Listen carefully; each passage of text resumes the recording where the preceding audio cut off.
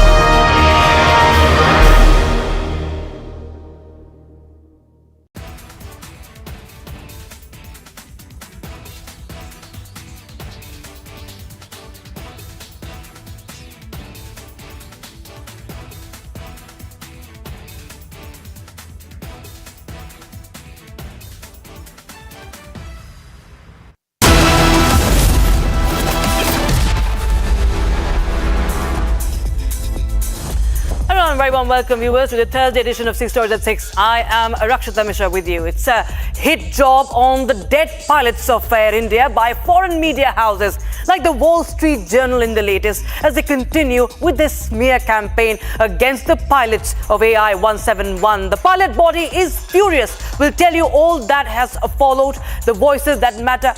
Meanwhile, India is pushing for Atmanirbharta in defense, viewers. Self-reliance in defense with special focus on the game of drones. The drone warfare in today's time post-Operation Sindoor. Meanwhile, Israel is bombing Syria and dramatic visuals have surfaced. Meanwhile, we'll also get a story from Maharashtra, where a free run is being given to the MNS goons. There's no stopping Raj Thakre's goons, it seems. And also, of course, the story, as I was telling you, from Israel, where the Jewish nation is bombing Syria. We'll tell you why.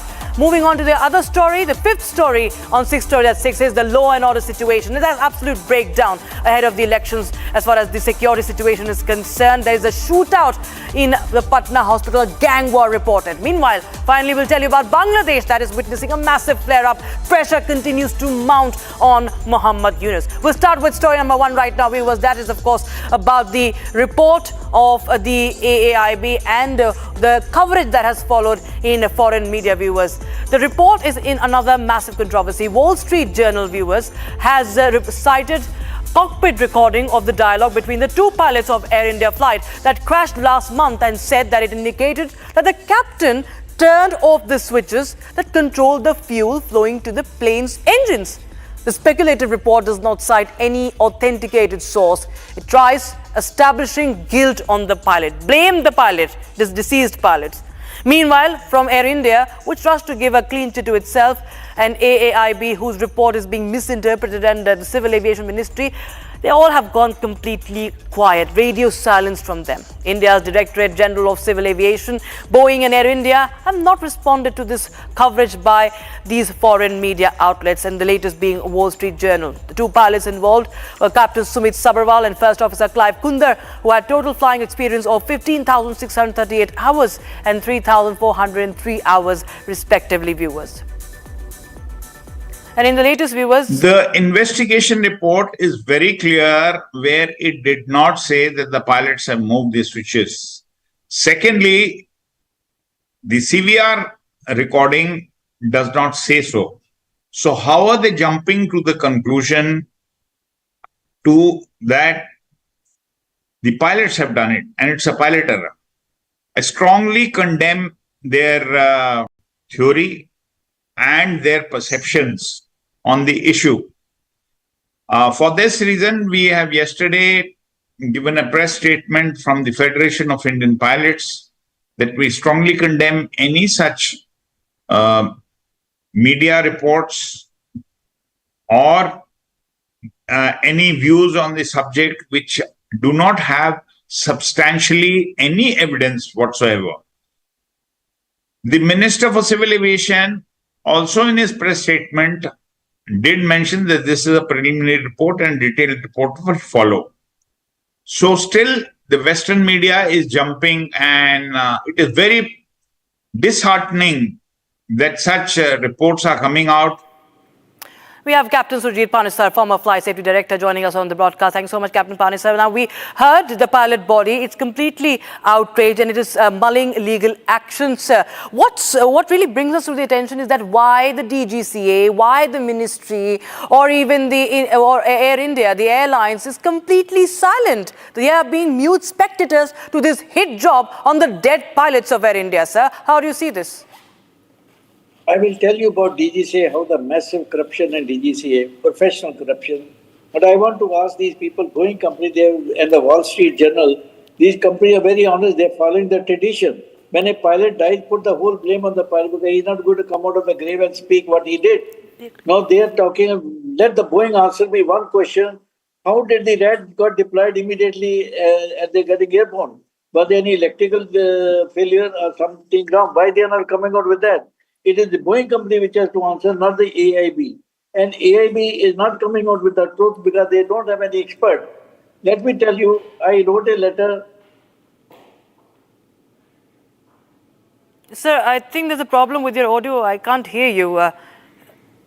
Captain Kanani, we'll just try and reconnect with you. We can't hear you right now, viewers. But yes, the pilot's body has spoken up against the Wall Street Journal and is mulling legal action, viewers. This after the Wall Street Journal published a report in the latest citing pilot error, saying that one of the pilots, in fact, had deserted the cockpit as well. We will move on to other stories on 6 Stories at 6 that we are tracking for you, viewers. This is about the game of drones and the push for Atmanirbharta in defense. Chief of Integrated Defense Staff, Air Marshal Ashutosh Dikshit, in the latest has called for a unified national push to indigenize drone technology following the strategic success of Operation Sindoor, citing the global shift in warfare from Ukraine to West Asia. Dikshit emphasized how the UAVs have added a new dimension to combat. He urged that India's military, scientific institutions, academia, civil agencies and industry must collaborate to aggregate the demand to boost manufacturing and reduce import dependence. This comes the day after Chief of Defense Staff General Anil Chauhan had said that today's warfare has to be fought with tomorrow's technology, not yesterday's weapons. And he also stressed the urgency of developing homegrown defense systems. Take a listen in to both the officers, and then we will make you understand how India already is working towards indigenous arsenal. That work on principles of line of sight, data link are limited in range and capabilities. Drone thing, it has been live for a very long time, but after this Op Sindoor's success, debates are happening, and we are going deeper and deeper into this aspects.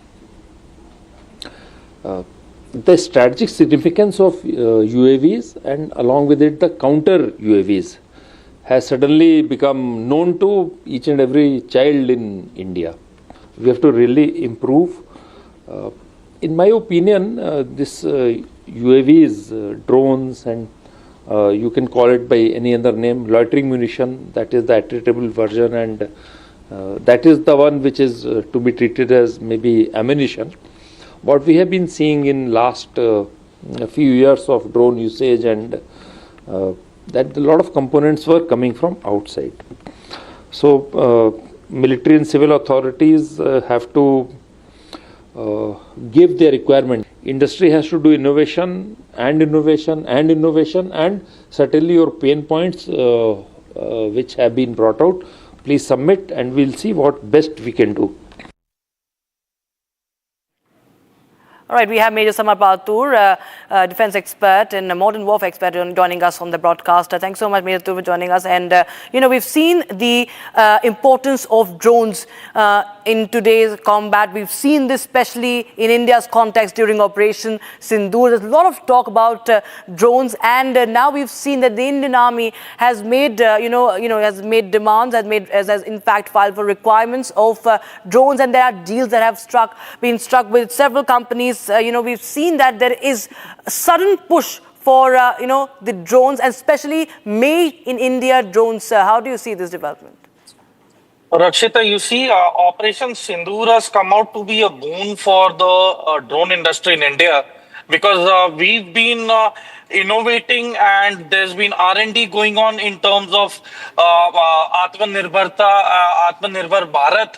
And you see, once the clause came in that none of the drones can have the Chinese components in them, that is where the pressure on the vendors increased, pressure on the industry increased. But I am glad that we've been able to overcome these pressures. Few exceptions can be there, but yes, majority of the technical aspect is now Chinese free technology. It is moreover related to the Western countries and related to South Korea and to some extent Taiwan. So you see that the dependency is not on one certain country at all. It's now distributed evenly amongst the Western countries. So it makes it easy in terms of our R&D. And moreover, with Op Sindoor, it is given a stamp that the accuracy and the capability and efficiency of the drones have proved their mettle. They have proved their worth. And now is the time where Army has actually realized, in fact, all the Triforces, Army, Navy and Air Force, that yes, yes, drones can replace soldiers on the ground. Drones can get the results what one expensive missile can do, that a drone which is quarter the cost of a missile can give the results. So you see, the dependability, the accuracy, the stealth, and the quantity of the drones is what is on upper hand. We have the upper edge. Moreover, we have the techies, the software programming language, which is the brainchild of the drones. So we are excelling very well in terms of artificial intelligence and various software languages, which is helping us to encrypt and keep our drones from being jammed. But you see, Rakshita, the government has to provide the private drone manufacturer a satellite bandwidth. Until and unless we do not get a satellite bandwidth granted by the government, our spectrum of operation is going to be very limited. So we need this at the moment, that satellite bandwidth should be allotted to us. Secondly, anti-jamming technology. We are fast-pacing our development in anti-jamming and in anti-spoofing, and our drones are very effective. They can fly at the nape of the earth, and they can fly at even 5 kilometers in the air, and they are not detectable. They are unstoppable. And the best part is the precise target acquisition system is so precise that there is very less room of error when they go in for the attack mode. So this has come out to be a win-win for both the Triforces and the drone industry. Absolutely. Rakshita. Right. Of course, and important to focus on them. Thank you so much, Major Toor, for joining us on Republic TV, as always, with your insights on the matter.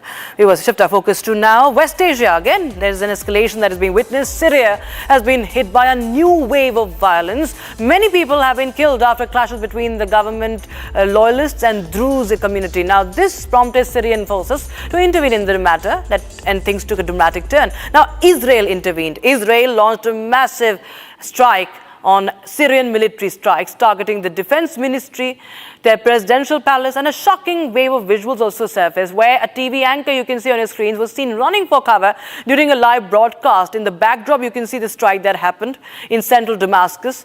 It got attacked by Israeli airstrikes, and it declared Israel's clear intention to protect the Druze community and prevent Syria from establishing a terror stronghold in the region. Another reporter you can see while during the live reporting, you can see what happened, absolute state of chaos that unfolded.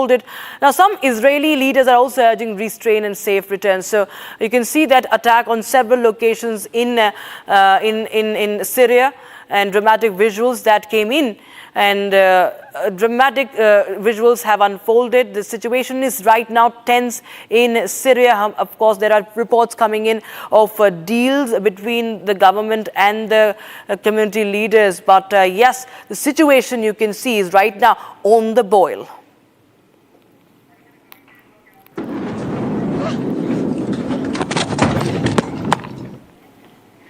And Gunda Raj continues on the streets of Maharashtra. Video in the latest has sparked protests in Mumbai. What happened in Mumbai near Vikhroli, that a Marwari shopkeeper was beaten up allegedly for insulting the Marathi people on social media. In fact, an MNS leader can be seen in a video pushing him, forcing him to, apologize, hold his ears, and also he was forced to walk barefoot. Now, this incident escalated into a confrontation with the MNS officials taking out a procession against the shopkeeper. A police complaint has been filed regarding the altercation, but the fact remains, viewers, there is no end. There's no fear of law among these goons of Raj Thakre's MNS, and they continue to do this. Such visuals emerge day in and day out. Here's a report.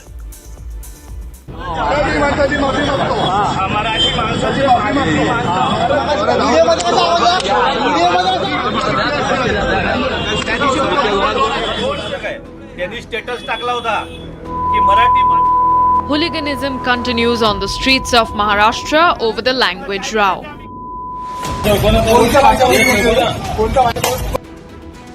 A Marwari shopkeeper's alleged comments about Marathi people on social media has invited the ire of MNS workers.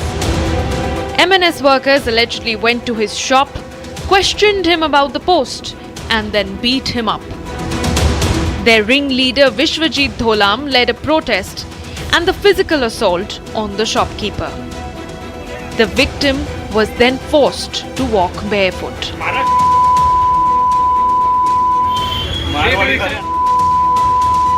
A video of the incident went viral on social media, sparking outrage.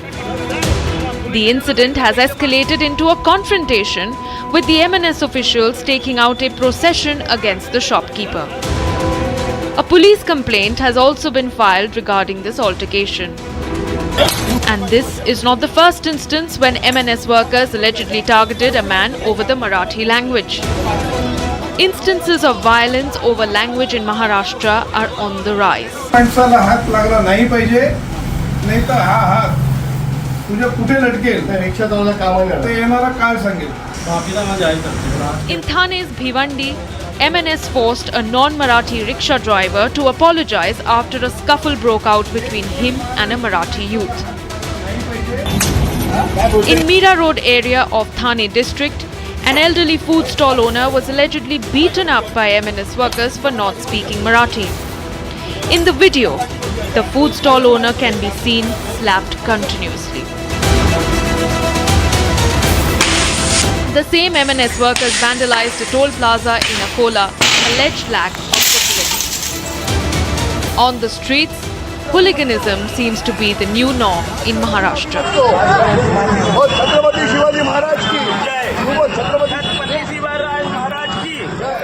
And viewers, now in a shocking incident from Patna, a shootout was reported from a hospital. It's said to be a gang war-like situation.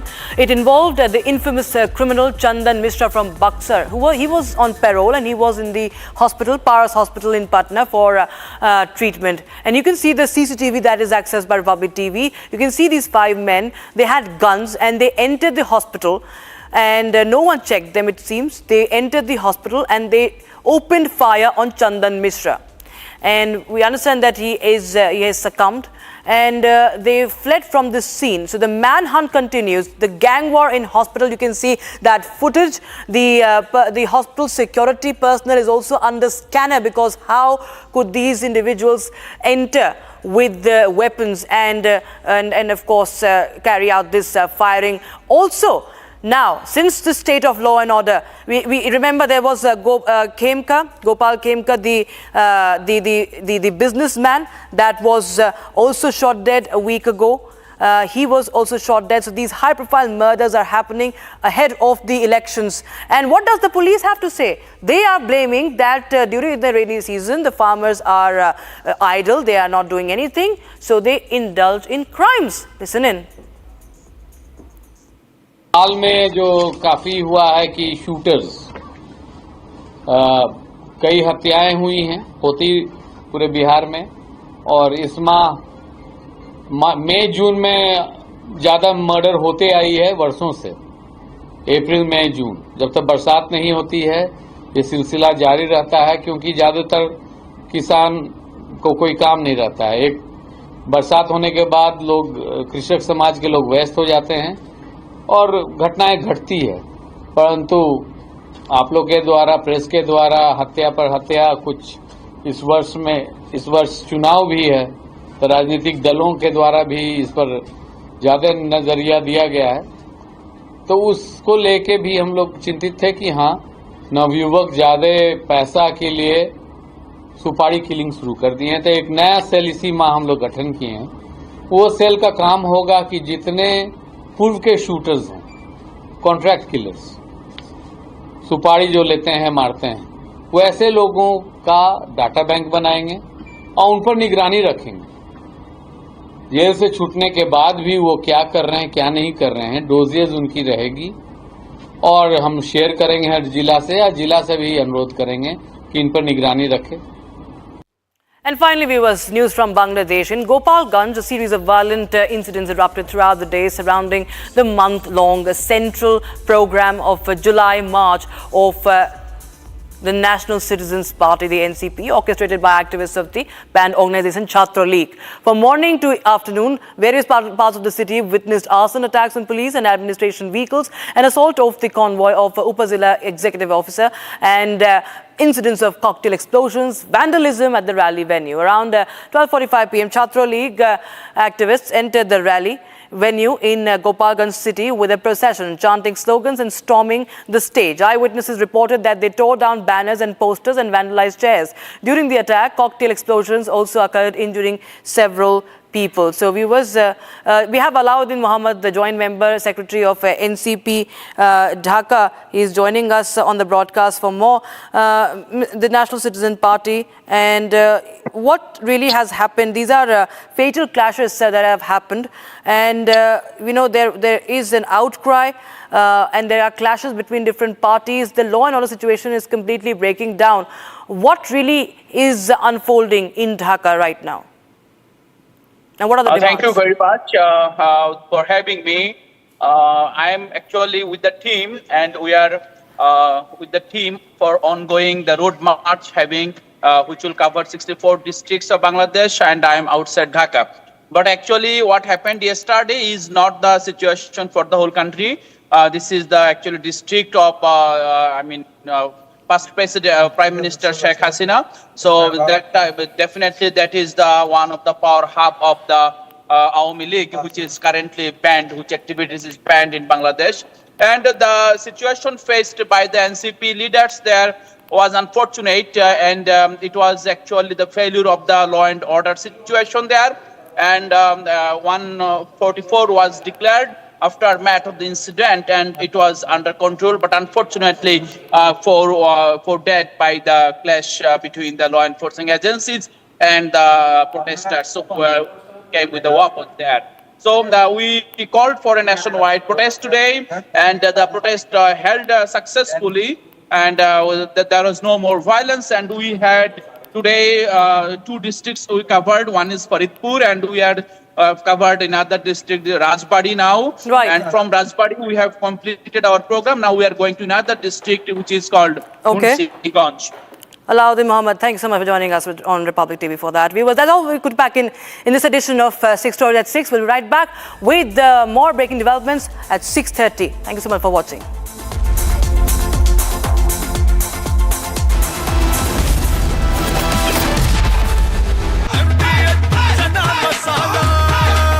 अब छोलिया हो या लोबिया, सफेद चने या काले चने, सब कुछ मजेदार बने।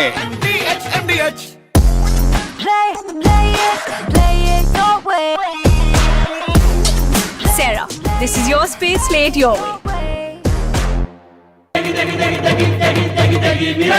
MDH की देगी मिर्च, देगी मिर्च का तड़का, अंग अंग फड़का। MDH की देगी मिर्च। केसरिया से मन जोगी हुआ रे, दिल झूमे देखो मतवारा हुआ रे।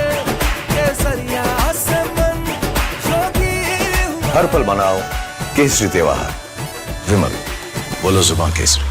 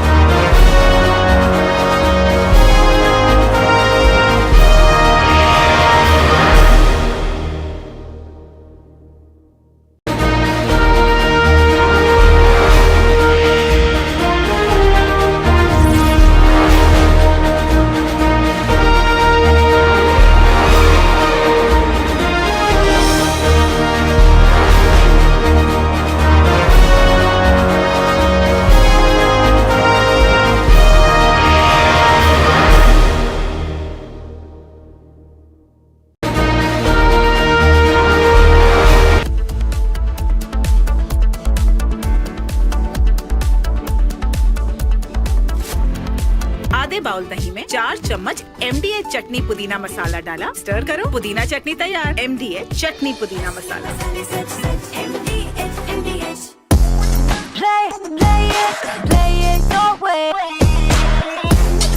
Sarah, this is your space, play it your way.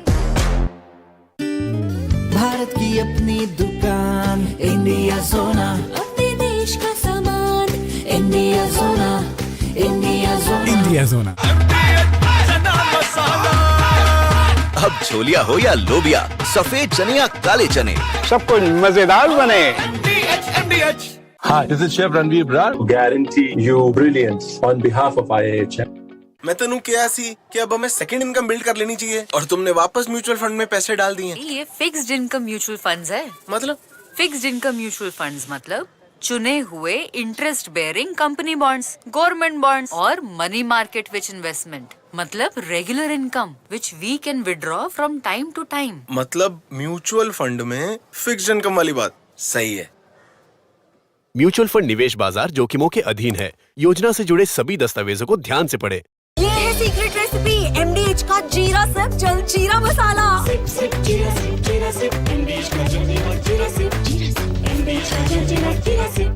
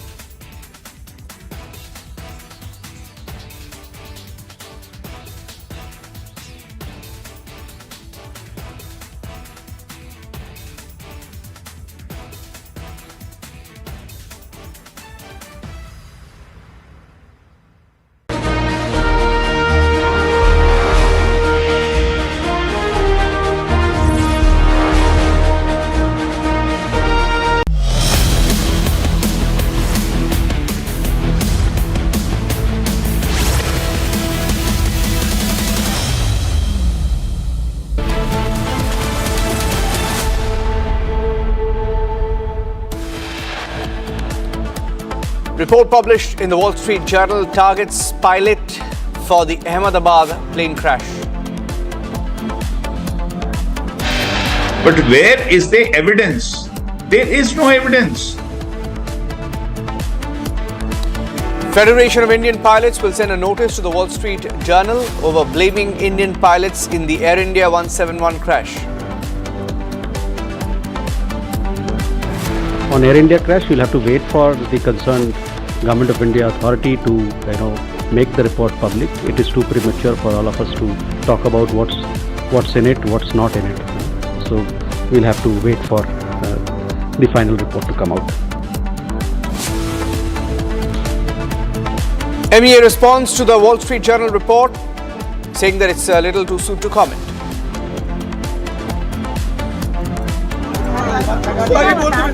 बोला क्या नहीं था? काय बोलना पहले क्या? मी बोलतो थांब. बोल. हमारा.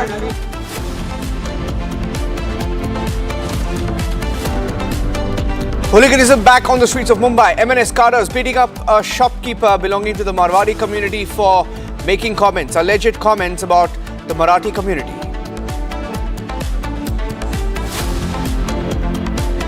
Karnataka government blames RCB for the Bengaluru stampede. The first report from the government is out.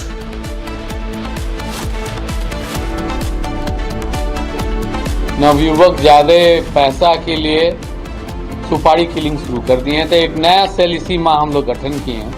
वो सेल का काम होगा कि जितने पूर्व के शूटर्स सुपारी जो लेते हैं मारते हैं, वो ऐसे लोगों का डाटा बैंक बनाएंगे और उन पर निगरानी रखेंगे। Bizarre logic from the Bihar police for increasing crimes. Top officer says crimes increase until the monsoon, especially in April, May, June, because farmers don't have enough work.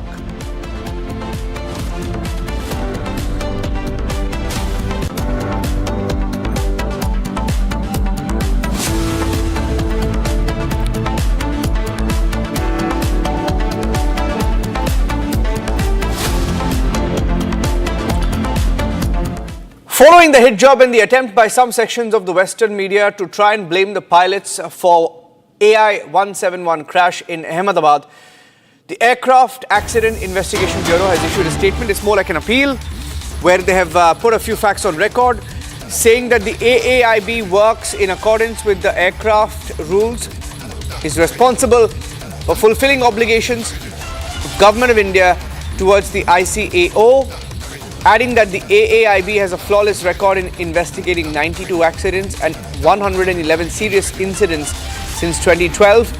And even now, apart from investigating the ill-fated Boeing 7878 aircraft VT-A and B, several other accidents and serious incidents are being investigated. The VT-A and B accident has been the most devastating accident in recent aviation history, and the investigation is being undertaken in a rigorous, most professional manner in accordance with the AAIB rules and international protocols. Adding that while the accident of this dimension has drawn public attention and shock, however, it needs to be appreciated that this is not the time to create public anxiety or angst towards safety of Indian aviation industry, particularly on the basis of unfounded facts. It is essential to respect the sensitivity of the loss faced by family members of deceased passengers, crew of the aircraft, and other deceased persons on the ground. It has come to our attention that some sections of the international media are repeatedly attempting to draw conclusions through selective and unverified reporting. Such actions are irresponsible, especially while the investigation remains ongoing. We urge both the public and the media to refrain from spreading premature narratives that risk undermining integrity of the investigative process. The purpose of the AAIB's investigation and preliminary report is to provide information about what happened. The preliminary report has to be seen in this light. At this stage, it's too early to reach any definite conclusions. The investigation by AAIB is still not complete. The final investigation report will come out with root causes and recommendations.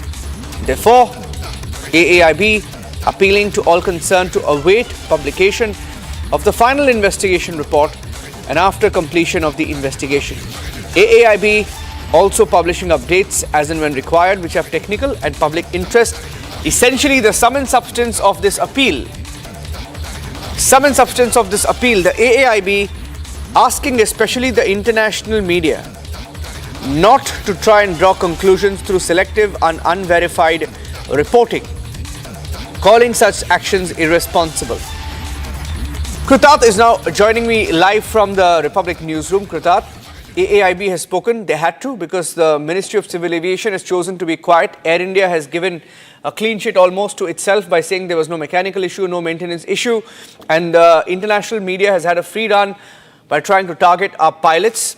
So it's heartening to see that they're at least saying that the international media is wrong.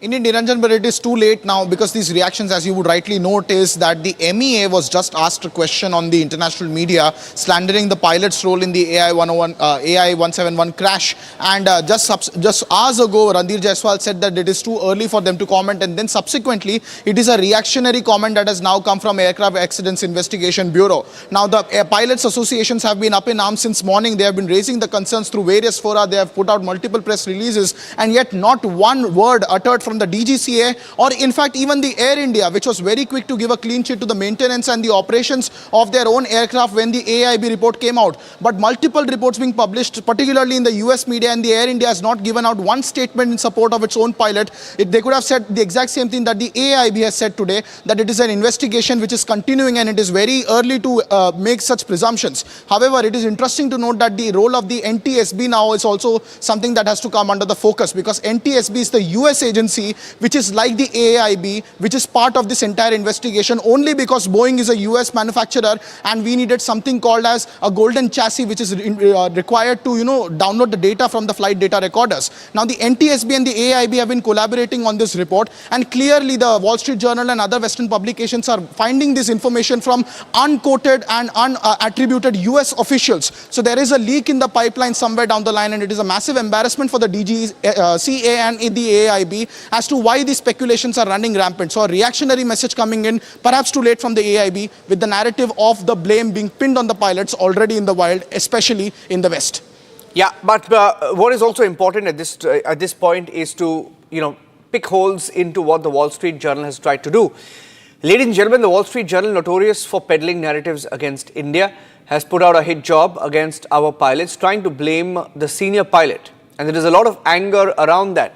And if I stay with, Kritat, we'd like to go into details of what the Wall Street Journal has tried to do while trying to give out a distorted version of what the AAIB said in the preliminary report. For example, it said that there was a conversation in the cockpit. One pilot asked the other, why did you switch off? And the other one said he had nothing to do with it. I mean, he asked him, why did you cut off? He said, I didn't cut off. They've taken that selective conversation to, conclude that the senior pilot, and this is the most striking aspect, they've taken that one line out to say the senior pilot cut off the cut off the fuel switch, which is extremely wrong because everything else in that report has been conveniently ignored. I think we are also getting in some, voices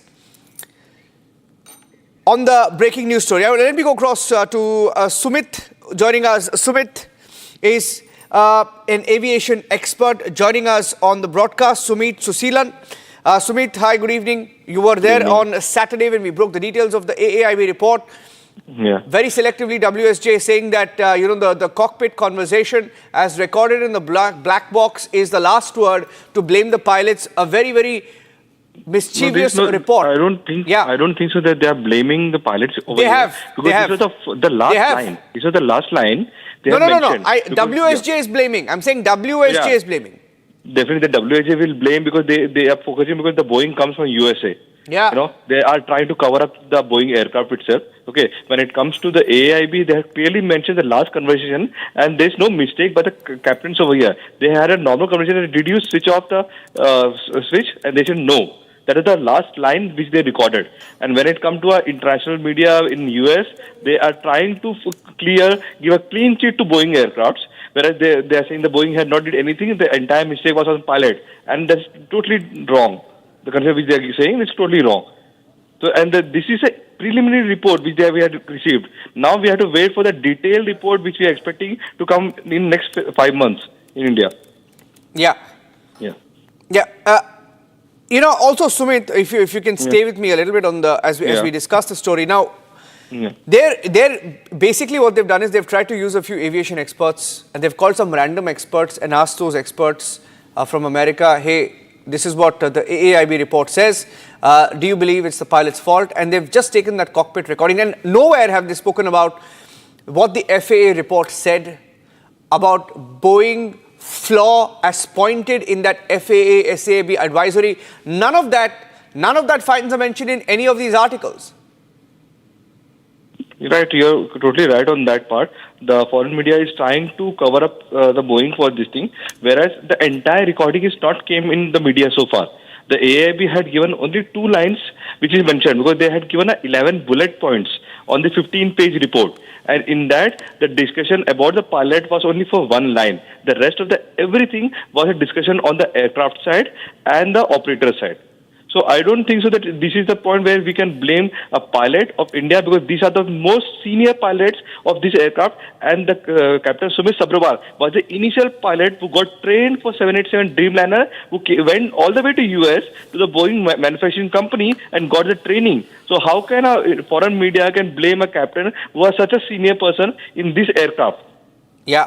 Thank you for that, Sumit. Thank you for joining us. I'm getting in some more breaking news updates right now, because we have a primary response coming in also from the Minister of State Civil Aviation, Muralidhar Mohol, who has also responded to this. That's the next breaking news update that I have. The MOS Civil Aviation has responded to this report, saying that he thinks it's a primary report by AAIB, and saying that within 24 hours, the AAIB team and other agencies together retrieved the black box, and that data was recovered from the black box, which was in the custody of the Aircraft Accident Investigation Bureau. And then a lot of details came out through that, adding that their report is on a primary base, and that they've said that this is not the final report, so it won't be correct to reach a conclusion. And when the final report comes in, everything will come out. What was the reason? Now, we don't know when that final report is going to come out. MEA also responding to this a short while back. Let me play that out, and we'll go back to Kritat as we gather more responses to this breaking news story.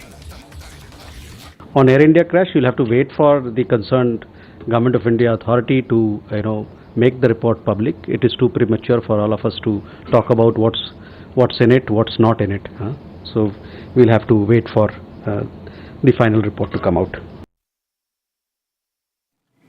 Okay, Kritat is also joining us on this story. Kritat, the fact that the AAIB reports to the Government of India and the Ministry of Civil Aviation, there are many questions also raised on the handling of this entire report, the investigation, the wording, the texting, the drafting of this report, the words used, the phrasing.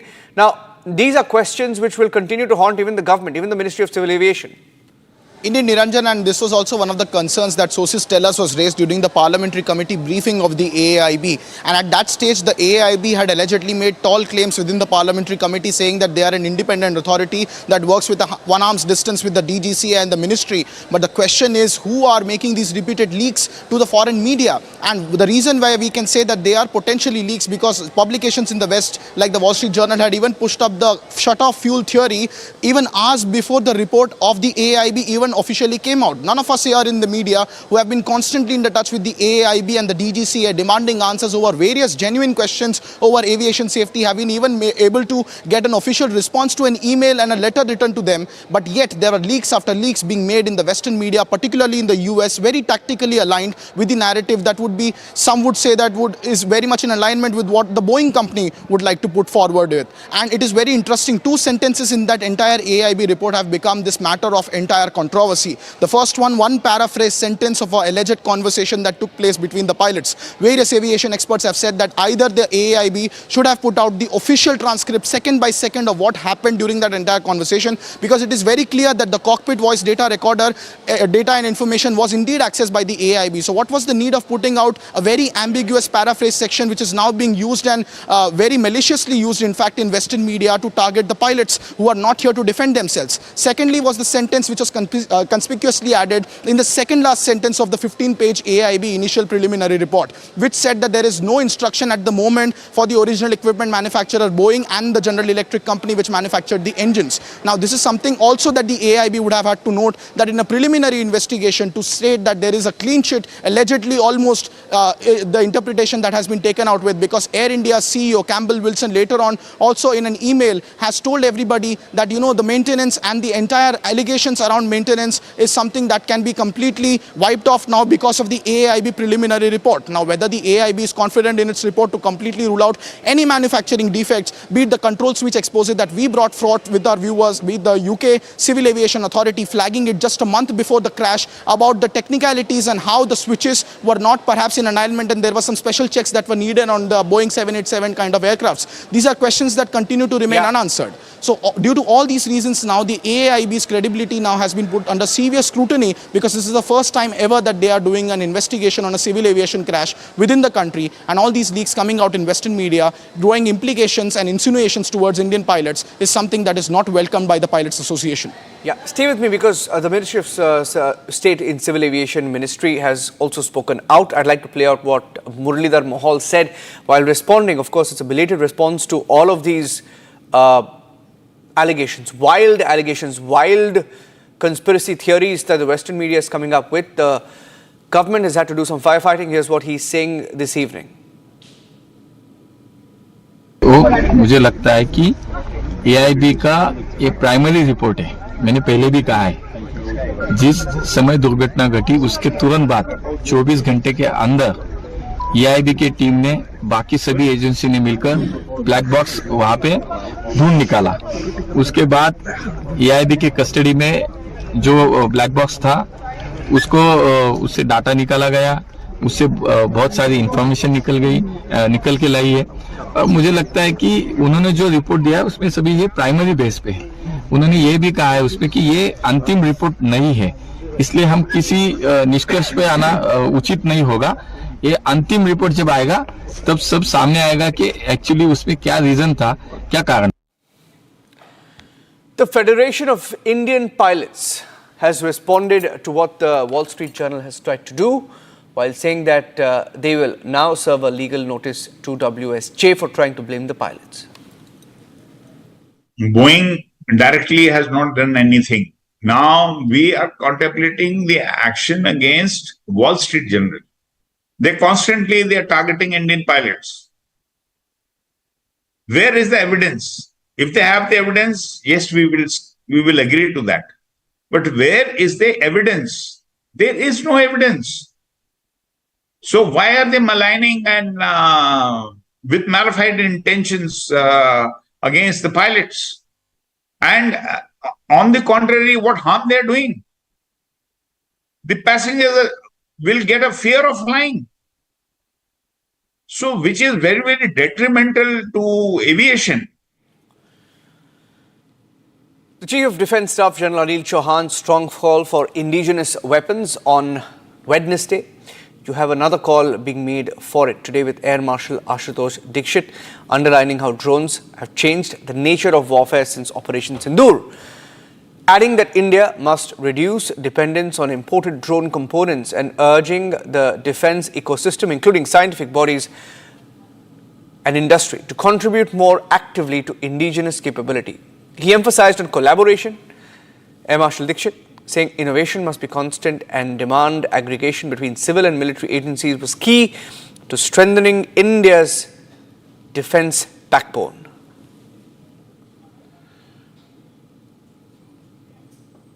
This drone thing, it has been live for a very long time, but after this Op Sindoor's success, suddenly it has caught attention, and a large number of debates are happening, and we are going deeper and deeper into these aspects. The strategic significance of UAVs and along with it the counter UAVs has suddenly become known to each and every child in India. Add to this is the usage of these technologies in Middle East, Ukraine, Russia. But when it happened very close to us, that is how it has gathered this. And today a lot of good suggestions have come. We have to really improve. In my opinion, this UAVs, drones, and you can call it by any other name, loitering munition, that is the attritable version, and that is the one which is to be treated as maybe ammunition. It has been added a new dimension in warfare, or domain in warfare. So this unmanned is a new domain. All of us are trying to understand it and trying to do our best to achieve superiority in this domain also. What we have been seeing in last a few years of drone usage, and that a lot of components were coming from outside. So military and civil authorities have to give their requirement. Industry has to do innovation and innovation and innovation, and certainly your pain points which have been brought out, please submit and we'll see what best we can do. Quick check of Bharat in 1 minute across India. These are the top stories this evening. President Draupadi Murmu has presented the Swachh Bharat 1 minute brought to you by Canara Bank. Together we can. President has presented the Swachh Survekshan 2024-2025 Cleanliness Awards today. Ahmedabad emerging as India's cleanest big city with a population of more than 1 million. Gujarat, Surat securing second position in the Super Swachh League category. Gujarat Minister Rishikesh Patel received the award on behalf of his government. Bengaluru and surrounding areas in coastal Karnataka are grappling with severe disruptions due to unprecedented rainfall. These heavy rains have triggered landslides in the Bijai area of Bengaluru. This has caused major roadblocks in the area with restoration work underway. Crackdown on drug smuggling in Punjab. Demolition drive is underway. The property of drug smuggler Gagandeep Singh demolished by authorities in Amritsar as part of the action against the drug smuggling syndicate in Punjab.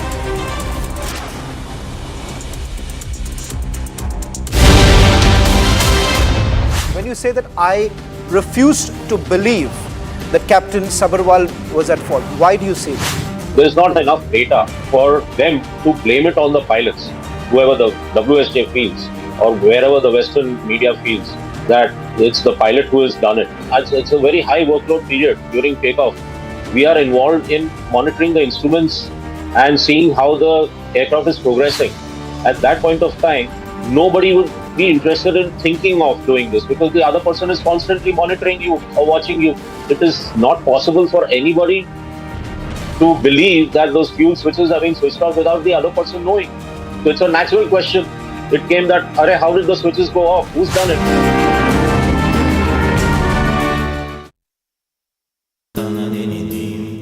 Amity has been ranked among the top universities globally for producing the most employable graduates by the Times Higher Education UK. Yet another testimony to Amity's excellent placement record.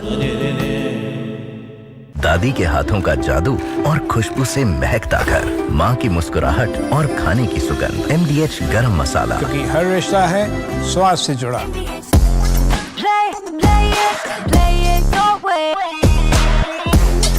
Sarah, this is your space, play it your way. केसरिया से मन जोगी हुआ रे, दिल झूमे देखो मतवारा हुआ रे, केसरिया से मन जोगी हुआ। हर पल मनाओ केसरी त्योहार। विमल, बोलो जुबान केसरी। MDH की हल्दी मिर्ची धनिया करे कमाल, ये रंग दे, ये खुशबू दे, ये तीखा, ये कम पड़े, क्या निराला MDH masala.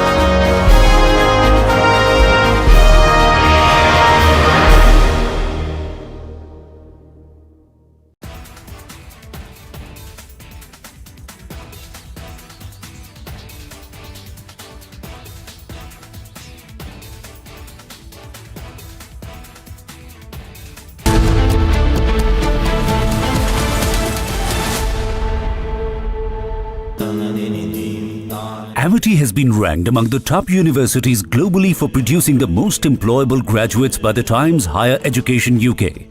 Yet another testimony to Amity's excellent placement record. MDH की हल्दी मिर्ची धनिया करे कमाल, ये रंग दे, ये खुशबू दे, ये तीखा, ये कम पड़े, क्या निराला MDH masala. Play it your way. Sarah, This is your space, play it your way.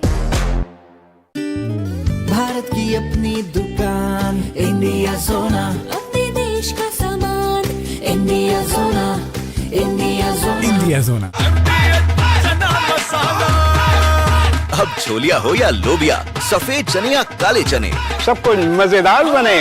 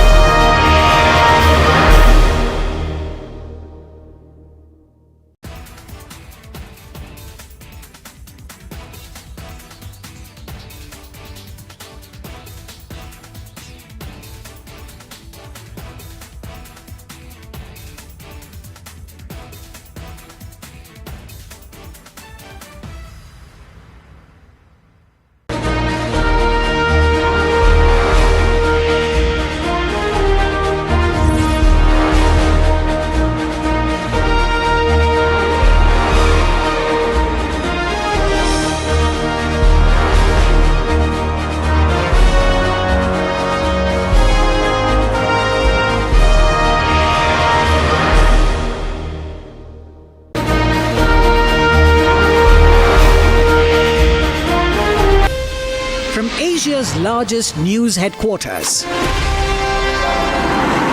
setting the agenda for Bharat.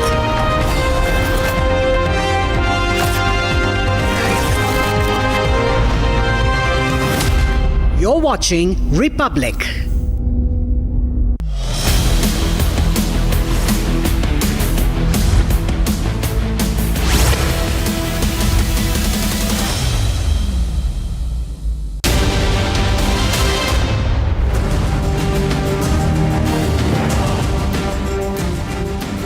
Hello and welcome. You're watching This is Exclusive with me, Shavan Sen.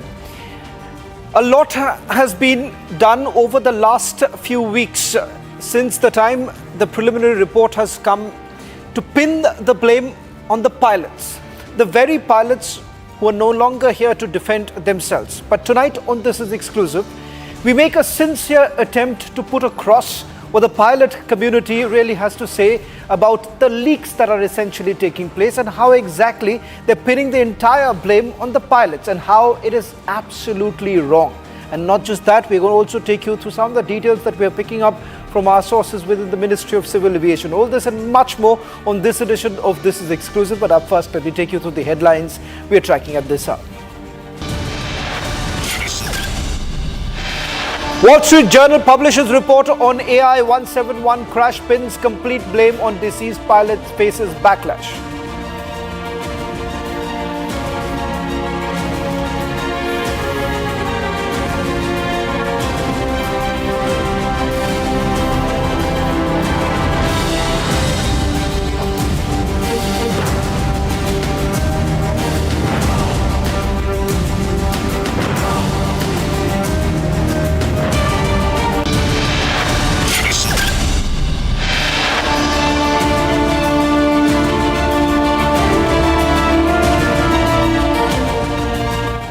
Well, starting this edition with some exclusive breaking inputs on the Air India 171 crash probe.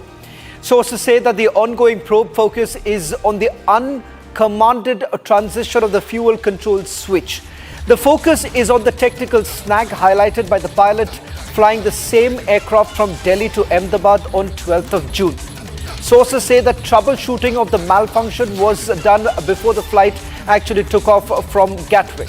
Multiple sensor failure is also being looked into. In fact, the technical log had specifically made a mention of this issue, which they say that the engineers on the ground had already troubleshooted to essentially see what really went wrong. And the fact of the matter is this, ladies and gentlemen, that the flight which had taken off from Delhi to Ahmedabad after landing in Ahmedabad had made a mention of the technical snag. On your screens right now, the details of what we are being told was a technical snag that was reported on the same flight a day before. So two technical snags that we are talking about. One which was reported on 11th of June and the second which was on the 12th of June between Delhi to Ahmedabad. And the moment after it landed in on the 12th, we are given to understand that this technical issue was highlighted. We'll try and go across to our reporter on the ground getting us the latest detail. But up first, let me go across to my colleague Krutat, who's joining us from the newsroom.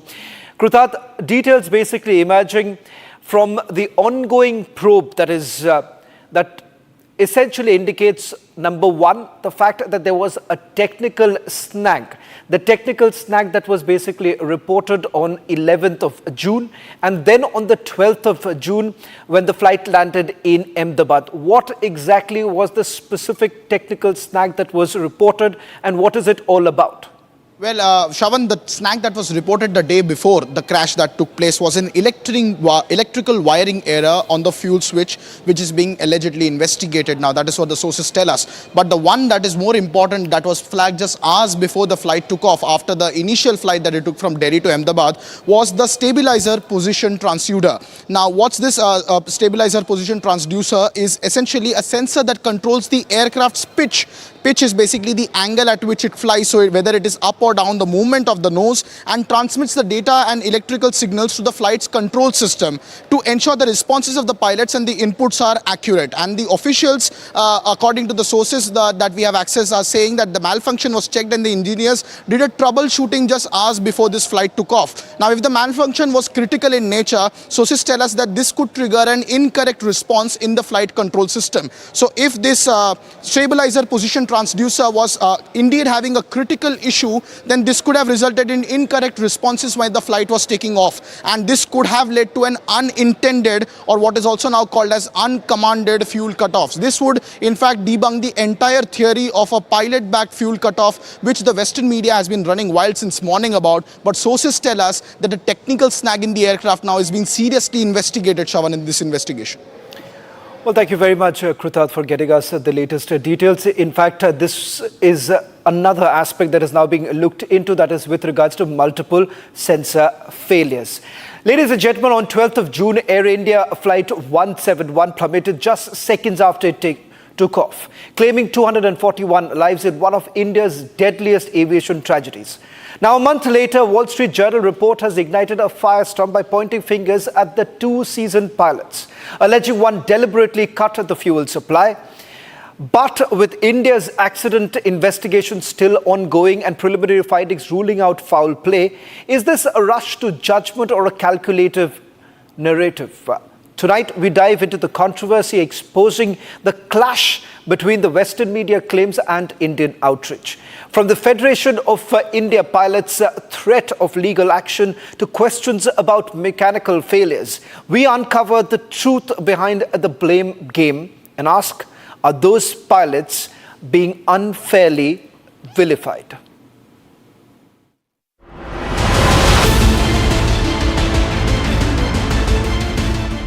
Two distinguished pilots, one fateful afternoon.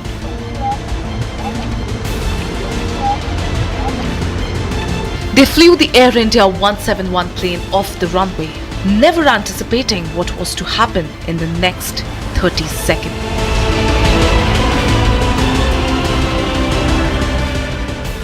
Mayday, Mayday, Mayday, their last communication to the ATC. And a month after the crash, the deceased pilots are bearing the brunt of a shameful and vindictive Western media campaign. The Wall Street Journal's report, citing cockpit audio, suggested the captain deliberately cut off fuel. A barrage of unfound claims, while the AAIB report had mentioned that the pilots tried to restore fuel flow in the final moments. The preliminary report rules out foul play and any deliberate attempt to cut off fuel supply to the engines. The run to cut off puzzle remains awaiting clarity from the final report. On Air India crash, you'll have to wait for the concerned Government of India authority to, make the report public. It is too premature for all of us to talk about what's in it, what's not in it. So we'll have to wait for the final report to come out.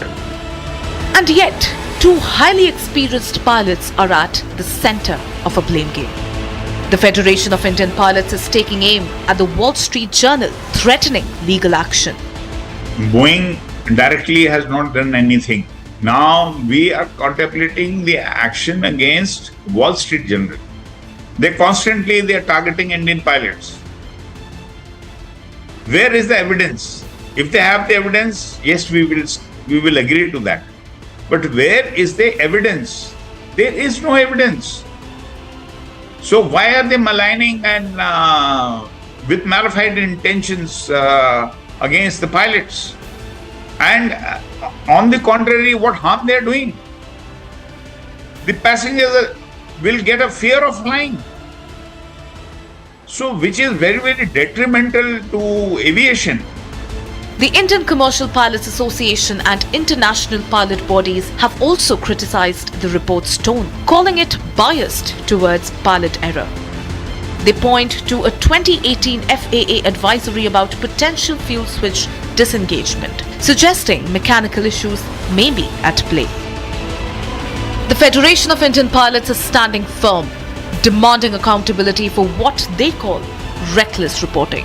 A flight that never completed its journey. 241 lives lost within seconds. Two deceased commanders unable to defend, and a vicious media campaign. India demands answers. India demands closure. A despicable attempt has now been made by the Western media to pin the entire blame on the pilots. Now they say it's based on the black box recording. The cockpit voice recording, which was selectively leaked by the AAIB in its preliminary report. Remember, that report hasn't really answered any questions, but it has thrown up more number of questions. And where does it really stop? The very wording of the AAIB report essentially indicates that there is a certain influence. The very word that has been used, transition. Remember, that word transition is something that does not really exist as far as Indian pilots are concerned, commercial pilots are concerned, but however has been brought in because that's the flying terminology that is mostly used by the Western world. Let me first take you through some of the attempts that have been made so far to basically put the entire blame on the pilots. First, beginning with what the Wall Street Journal says. The focus shifts to the senior pilot. The cockpit voice recording does not make a mention of who actually asked the question and who exactly responded. Was it the question from the senior pilot to the first officer? That is not known. Article essentially relies just on the preliminary report of the AAIB. Let's move on. Wall Street Journal claims a black box recording. Now, the black box recording, remember, which is already out, it is part of it that has been out selectively, just 2 lines which have also been paraphrased. Let's move on. Blames the pilot based on analysts' claim. Remember, all of it that you see in this particular report of the Wall Street Journal, there are no direct quotes. There's no direct official words really coming in, but they're just simply pinning the blame. Cockpit chat shows pilot was calm, not easy and simple to simply cut off the fuel control system. So what kind of conversations have really taken place, we do not know, because those are the 2 lines that have been leaked. or put out in that particular report, which gives no clarity whatsoever. Chat indicates the pilot could have switched off. The reality is this, that pilots have also put the switch back to the run position. Now, whether it was intended or unintended, there are unintended commands that are also now being probed by the AAIB. Let's now take you through who exactly leaked the report, because when the preliminary report was uploaded on the Ministry of Civil Aviation website, this was around 1:30 in the morning. But 24 hours earlier, you already had the parts of the report already being published. Air India flight 171, which crashes in Ahmedabad on 12th of June. Let's take you through the details here. 8th of July, AAIB submits a preliminary report to the Ministry of Civil Aviation. On 10th of July, Wall Street Journal publishes an article blaming the pilot. On 12th of July, AAIB publicly releases a 15-page preliminary report. 17th of July, the Wall Street Journal posts a second article directly alleging pilot action. Now, that is without much referencing, without much detailed work essentially being done by the reporter of the Wall Street Journal. Ladies and gentlemen, even before a full report has really come in fact, the AAIB has now said that the probe is ongoing. Ministry of Civil Aviation has also asked everyone to refrain from making any insinuations. Here at Republic TV, part of what we call a responsible journalism, we decided to reach out to those who haven't been spoken to. Course-mates, those who have worked very closely with Captain Sumit Sabharwal, those who exactly know how this experienced pilot essentially operated. We have spoken to him a short while back. This is what Captain Sumit Sabharwal's coursemate had to tell us. Since the time the preliminary report has been out, multiple attempts have essentially been made to pin the blame on the pilots. Even before a final report is out, some Western media have already speculated that it could be because of a pilot error. Ladies and gentlemen, tonight on This Is Exclusive, for the first time ever, coursemate of Captain Sumit Sabharwal, someone who has taken on Air India on multiple occasions. In fact, there have been multiple litigations that he has been fighting with Air India. Captain Kanani is joining us on this broadcast. Captain Kanani, thank you very much for speaking to Republic TV. This is for the first time that you've decided to finally break the silence. And I believe it is extremely important that the pilots speak in one voice. Today, the Pilot Association has taken on the Western media when they're making all attempts to protect the giants here, Boeing in particular. And the fact that even before a report is out, they're already pinning the blame on the pilots. I want to first begin by asking you, you've known Captain Sumit Sabharwal for a while. I want to know a little bit more about Captain Sumit Sabharwal and your association with him. Okay. So we were together in the same academy. We were trained together in the same batch way back in 1991. We were in the Indira Gandhi Rashtriya Academy, Fursatganj, Raebareli. That was specially open to recruit pilots into Indian Airlines and Air India at that point of time. And he came out as a very mature and a sober person amongst the pilots that I have known.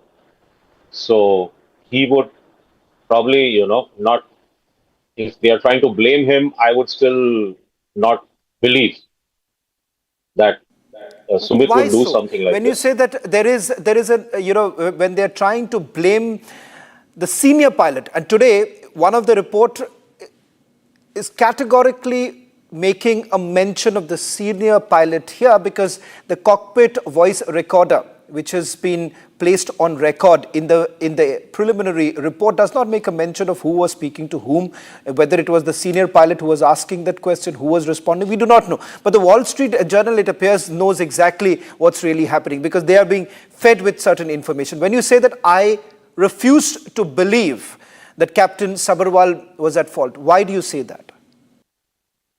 Okay, so basically, Wall Street Journal may have some extra data if they have got, but there is nothing of that sort mentioned in the report of the Accident Investigation Board.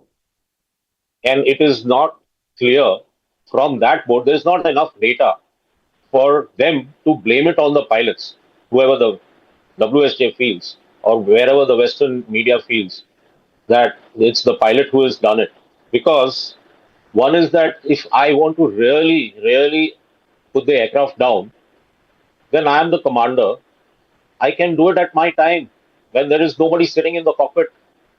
And I can, the cockpit door, once it gets locked, I can have that aircraft to myself. I don't need to do it at a time when I'm taking off. And it's a very high workload period during takeoff. We are involved in monitoring the instruments and seeing how the aircraft is progressing. At that point of time, nobody would be interested in thinking of doing this because the other person is constantly monitoring you or watching you, what you are doing, and you're always confirming each other's actions. So where is the question of these things doing? Although they had a comment that who did this, who switched off the fuel switches, but it is not possible for anybody to believe that those fuel switches are being switched off without the other person knowing. So it's a natural question. It came that, how did the switches go off? Who's done it? So I don't think so, and it's not humanly possible. But from what I have seen on your channel, that it was both the switches were switched off within a fraction of a second. Right. You cannot switch off both the switches within a fraction of a second. You have to actually lift the switch and move it to close, and deliberately it has to be done. It takes time. These are spring-loaded switches which are put in certain slots. Now, if they have not moved back, then they're not even saying in the report that whether it's the switches that have actually fallen back or just the switches have remained in the same position, but the valves, their solenoid valves or their electrical circuit has got some wiring problem because of which that has switched off the fuel control, fuel to the engine. They have not mentioned that. So AIB is not giving any supporting information in that sense. Right. Secondly, AIB is a part of MOCA, Ministry of Civil Aviation. It's another branch of MOCA, just like DGCA is. Both are controlled by Ministry of Civil Aviation. I feel this is a ploy of the government, Ministry of Civil Aviation, to not get these aircrafts grounded all over the world. If there was actually this thing, they are not giving enough data in the initial report. I want to also, since you're making this point about the report and the fact that a question that we had raised before the Ministry of Civil Aviation as well as AAIB, if you remember page number 15, the last point that was made, which was almost like a clean chit that was given to Boeing as well as GE. And we raised this question then, that what was the need for doing this? If you are not very sure what really happened, then why is it that you would make this kind of a statement giving almost a clean chit, which means no recommendations have been made against the manufacturers? And somewhere down the line, that raises more questions about the role of the Ministry of Civil Aviation as well as the DGCA. I agree with you, very true, because they are trying to make it very clear that at this stage, we don't want to blame the Boeing or Air India. Otherwise, they would have to ground the aircrafts. It would result in a lot of loss. But Captain Kanani, some experts are saying that it is okay because this is a preliminary report. Since I do not have enough data, enough evidence, so I'm not making any any recommendation. In fact, we were being questioned as to why are we making a hullabaloo over this entire issue. Yeah, at the same time, if I am saying something that there is not enough data to blame the pilots, then why is the Western media blaming the pilots at this stage? Just because they have this line out there, and what if they find out tomorrow that they have enough data that this has happened because of the fault of the machinery or maybe certain maintenance procedures not followed? What if they find out tomorrow? Are they going to, why did they put this line? It should have been kept open. They have actually closed that contention that it cannot be a fault with the machinery by putting that line, which is not correct. They have to keep that contention open. And I feel DGCA is always involved in suppressing data. This case, it's not about blaming the pilots. It's more about it's more about saving the airline. So in the end, if you remove the aircraft manufacturer and the airline, then who's left in the equation? It's the pilots.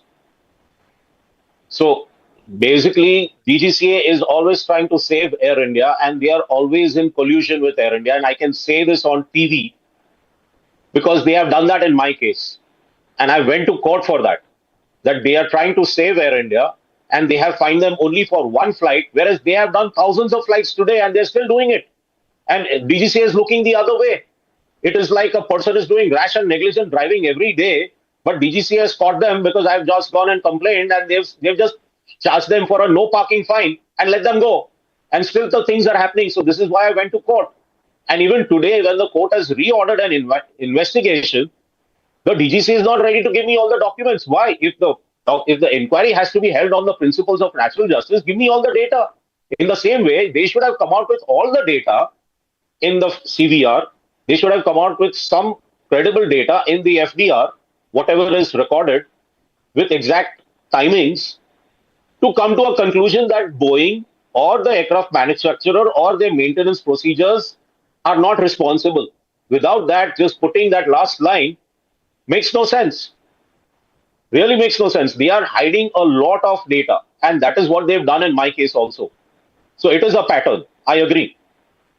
And it is a pattern to save the airline from losses. And the airline is doing it at the cost of putting lakhs of people's lives in danger. Then why did the other airlines like Etihad and Korean Air and all these have ordered checks on their fuel switches? Why did the DGCA come out with an order later? That please, it's an order. It's not just a suggestion, or it's not something. It's mandatory that you please check your fuel switches. They've come out with some circular. It's an order. So why do they need to do that? If there was no need to come out with an order, then they should have thought, okay, it's okay. All these things happen, but we don't know. We are not sure at the moment. One final question. They don't want these aircrafts. They don't want these aircrafts to be grounded pending the investigation. That is the whole idea. That's a very the investigation will carry on. That you're but making, pending Captain. the investigation, they don't want the aircrafts to be grounded. Absolutely. Captain Kanani, that's a very significant point that you're making. One final question before I let you go. And what is extremely disheartening at this point in time is that how time and again the pilots are being targeted. You have the behemoths who are out there because the pilots are no longer here to defend themselves. And the purpose of really bringing you here on this broadcast is that, Captain Kanani, we really want a voice for the pilots. I want to end by asking you, since you've known him, and you once again reiterate that there is no possibility knowing him. What is it that you would like to tell all those who are watching tonight as far as Captain Sumit Savarwal is concerned, and why no pilot with the kind of flying experience that he has would have done something like this?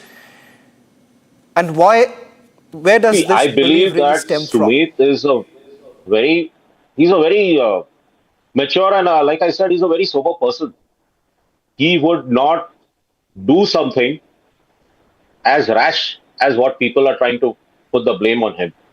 He would not do, in my opinion. And he has been a commander. After that, he's become a trainer. He's been training pilots. And all these things, you know, when they make you a trainer, they check your psychology also. They take your interview, they check your psychology, they check how you deal with the opposite person. What kind of methods do you how do you train people? They check you at every stage. And then he's become a qualified trainer. And now once you become a qualified trainer, you have all these things. You simply cannot, the training is always there, and you simply cannot ignore all that and say that the senior guy must have switched off. I would say even the first officer is also not part of this. They are just doing this to protect the airline.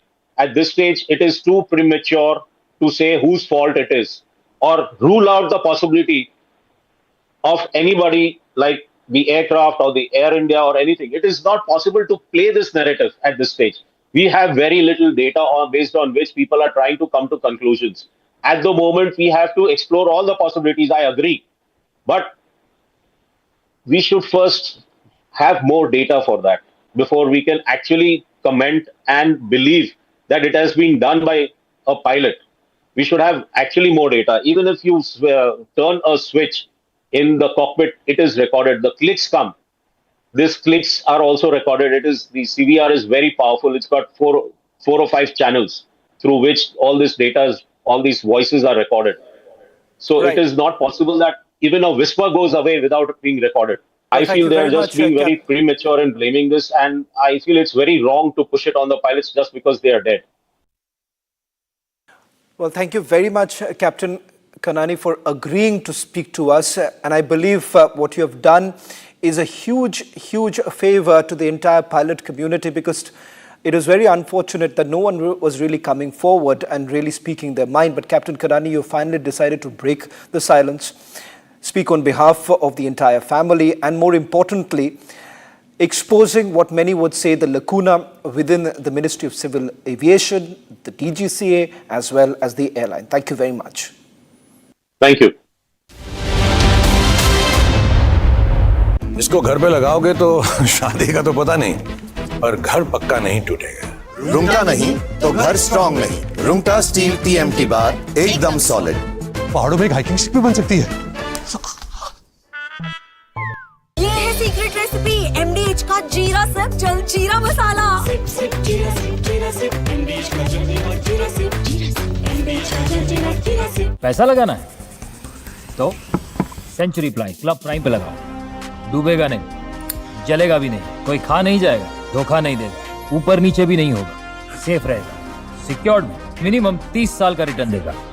अब इससे better investment है तो बताओ। Century ply club prime, रहो बेफिक्र।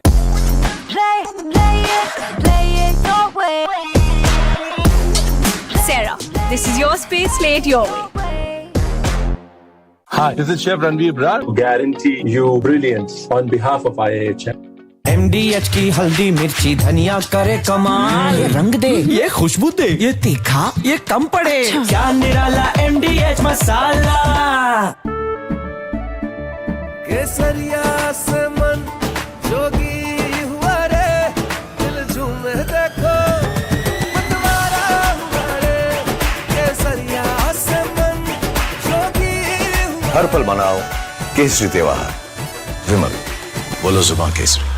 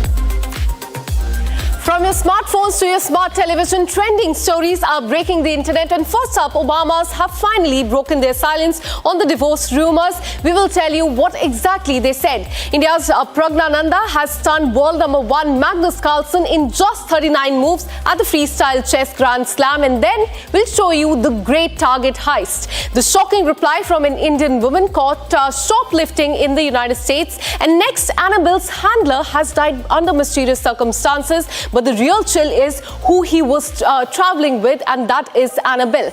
And finally, who will be the next Voldemort? The casting race for the Harry Potter series is on. This is Trending. I'm Akanksha Khajuria. Let's get started.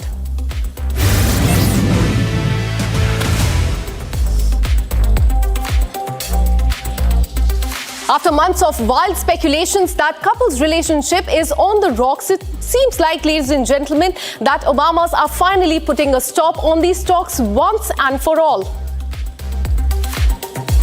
Speculations about a possible Obama split gained traction earlier this year when Michelle was absent from several key public appearances, including Donald Trump's second inauguration and former President Jimmy Carter's funeral as well. Things only got weirder online as netizens began linking Barack Obama to Friends star Jennifer Aniston, who, in a totally unrelated subplot, is now dating a hypnotist named Jim Curtis.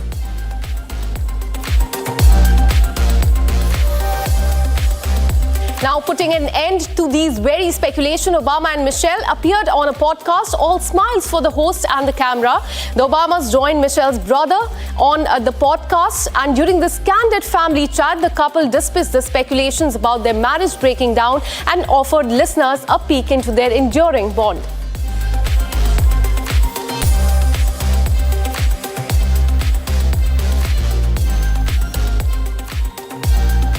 Now, shifting our focus, ladies and gentlemen, what a moment for India. India's teenage grandmaster, R. Pragnananda, won against world number 1 Magnus Carlsen at Las Vegas in the Grand Chess Slam tournament. In just 39 rapid play moves, Pragnananda put Carlsen out of the race. In what many are calling a career-defining performance, the 19-year-old dismantled the Norwegian great in just 39 moves, reinforcing his rising stature on the global chess stage and continuing a global trend for Carlsen against India's new generation of stars.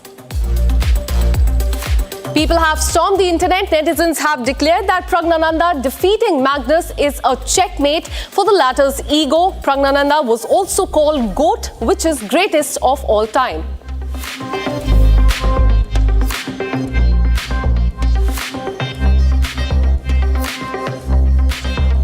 Hot off the plate and straight to your screens, these are the top trending stories of the day. Here's them.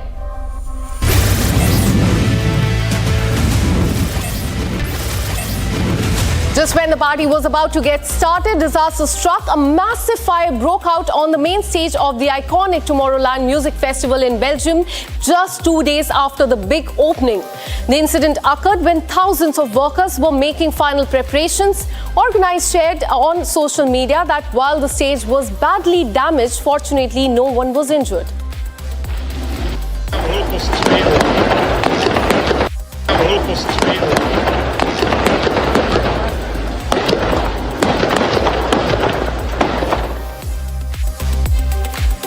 An eruption occurred in southwest island following intense seismic activity. A massive fissure stretching 700 to 1,000 meter released smoke and vivid lava as well. And as you can see in the visual, this marks the 9th eruption in the area since 2023. Local authorities have evacuated the area, stating that infra remains safe and the airport operations were unaffected. And China has successfully launched the Tianzhou 9 cargo spacecraft, carrying 6.5 tons of supplies to the space station, and the launch created a stunning vapor trail that was visible in the sky, with netizens comparing it to a cloud-like jellyfish. Visuals of that are on your screen. And a devastating fire broke out in the hypermarket in Al-Qut in Iraq, resulting in at least 60 deaths there. The cause of fire is still under investigation, and authorities are working to determine the circumstances surrounding this incident.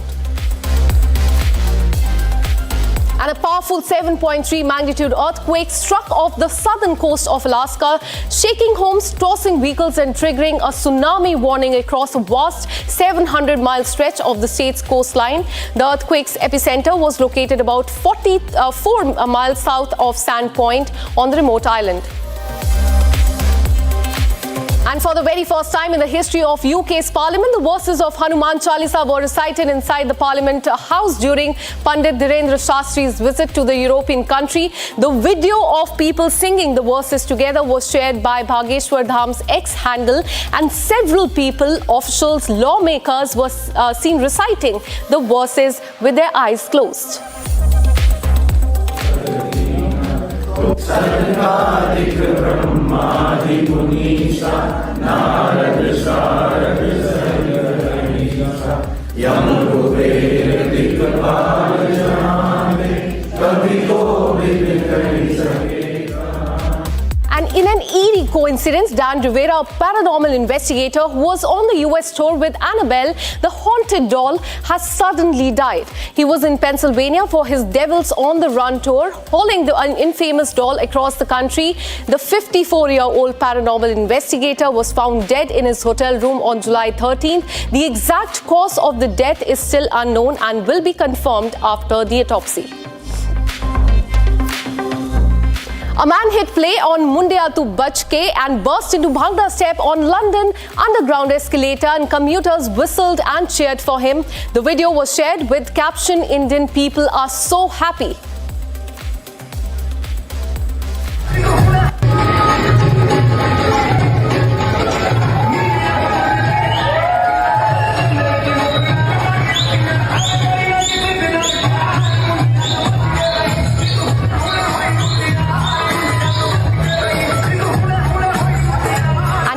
His songs such as Stupid Cupid, Pretty Little Baby and Mama, singer Connie Francis has passed away at the age of 87, just days after being hospitalized to treat the extreme pain. The veteran musician passed away yesterday at the age of 87, and the news was confirmed by the friend Ron Roberts, who posted a statement on the social media. And India's very own Shubhanshu Shukla took to Instagram to share his post-space rehab journey, saying, and I quote, "Post-flight, even simple tasks like walking straight becomes a challenge. Your reaction time reduces."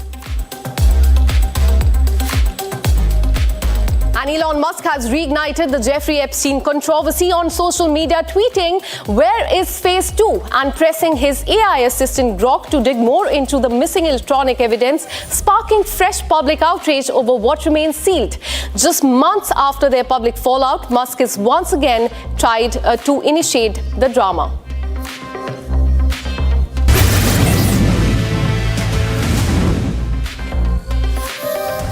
Now viewers, there's a video making waves on social media of an Indian woman tourist identified as Anaya Avlani. She was detained in the United States for shoplifting items worth $1,300, which is approximately 1.11 lakh rupees, from a Target store in Illinois in the United States. The incident, captured in a viral body cam video, shows Avlani spending nearly 7 hours inside the store, wandering aisle and checking her phone before attempting to leave with a cart full of unpaid goods. Now, store employee alerted the authorities, leading to her confrontation and subsequent arrest. It's not going to go well. It's not going to go well for you. But why? Just we explained it to you, okay? When you take things without permission, that's a crime. But okay. What do I do now? For how long is it going to be? Hang on. Huh? Okay, just hang on. Okay, it's probably going to be 1, maybe 2 hours. Okay, it depends on how quick the paper process works. Please, I'm requesting you. CCOM from Maharashtra, Caesar 51101. But my bag? Your bag will come with. Don't worry. We'll have your bag. Okay, what's your bag? What was traffic? 1101. What do I tell the family people? Yes. And in the video, she pleads with the officers to let her pay for the items, insisting that she did not intend to cause any trouble and emphasizing that she's not from the United States. However, the officers explained that her attempt to leave the store without paying constitutes theft. Watch the reaction. Too late for that, girl. Pull up the passport. No, but then what am I supposed to do? That's none of my business. I don't know. You shouldn't have been stealing stuff. I've not yet done anything. Oh, you have. Pull up your passport. For what? What do I do? Okay. So you can pull up your passport now, or we're going to take you back to the station and you can pull up your passport there. Please don't. I'm really. It's too late. Can you please just pull up your passport? You promised me that nothing is going to happen. I did not promise you anything. Of course, you said that nothing. Once we do this testing, you can leave. No, I said as soon as we're done with our reporting, we'll try to get you out of here as soon as we can. Yeah, you said you. I did not. You won't be allowed to. We're not going to fight with him. We're not arguing. We're not going to fight with him.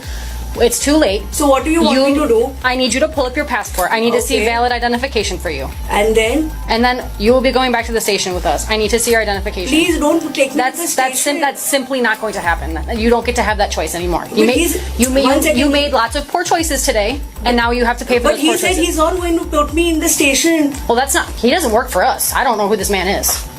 So I'm really sorry. I'm ready to pay for this.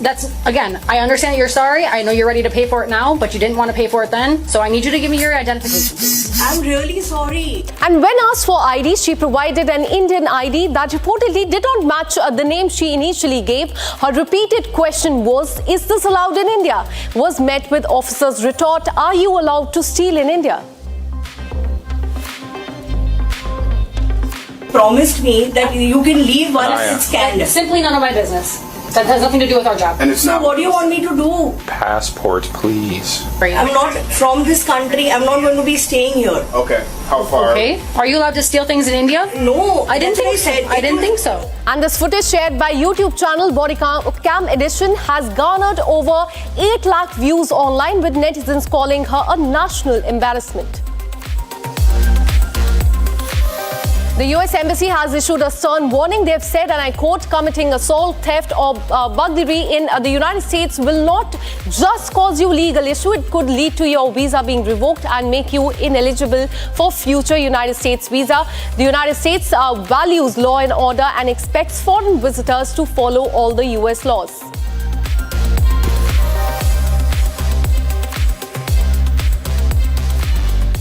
Fast, zippy, and exactly how they should be. Here are the fast trends for you.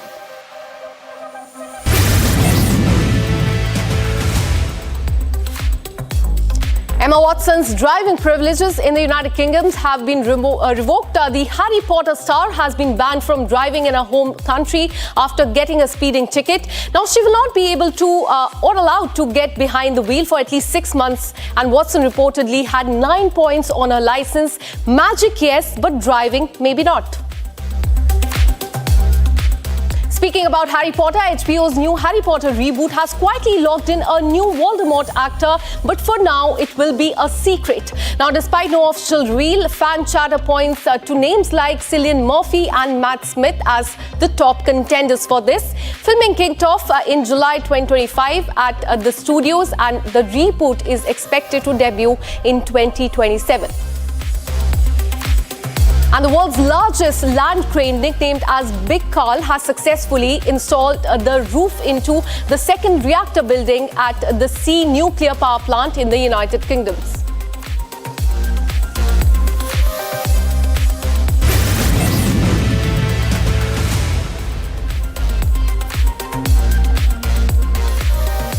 And India has successfully destroyed 2 aerial high-speed unmanned targets at high altitude in Ladakh sector. On 16 July, Akash Prime of the Indian Army marked a significant milestone in the defense sector, bolstering the security of the nation once again. Now, as a bid goodbye, watch the upgraded variant of Akash weapon system, the Akash Prime, in its full glory. Good night.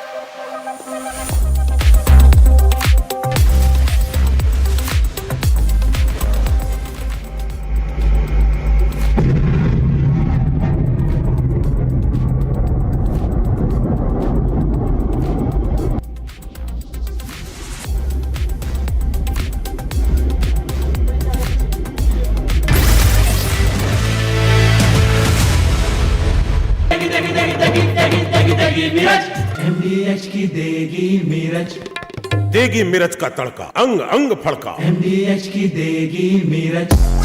Play it your way. Sarah, this is your space, play it your way. Bharat की अपनी दुकान, India सोना, अपने देश का सामान, India सोना, India सोना, इंडिया सोना।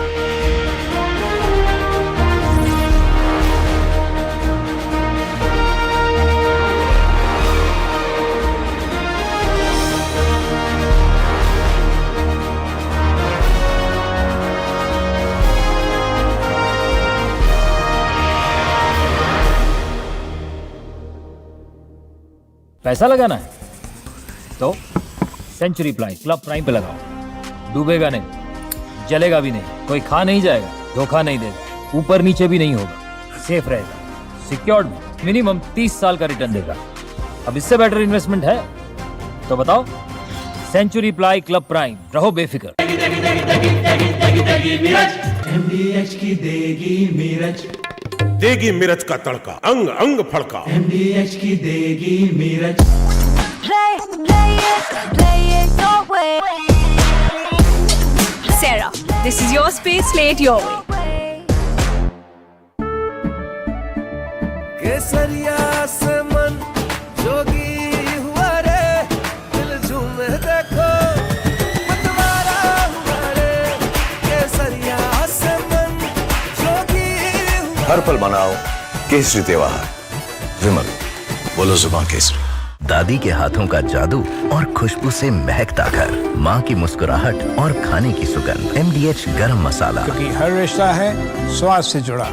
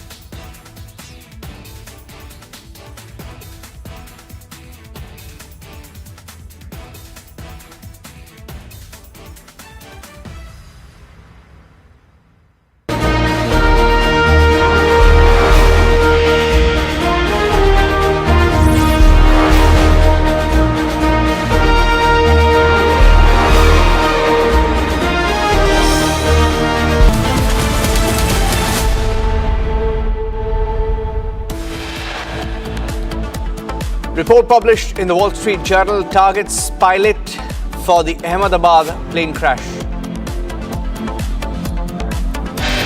But where is the evidence?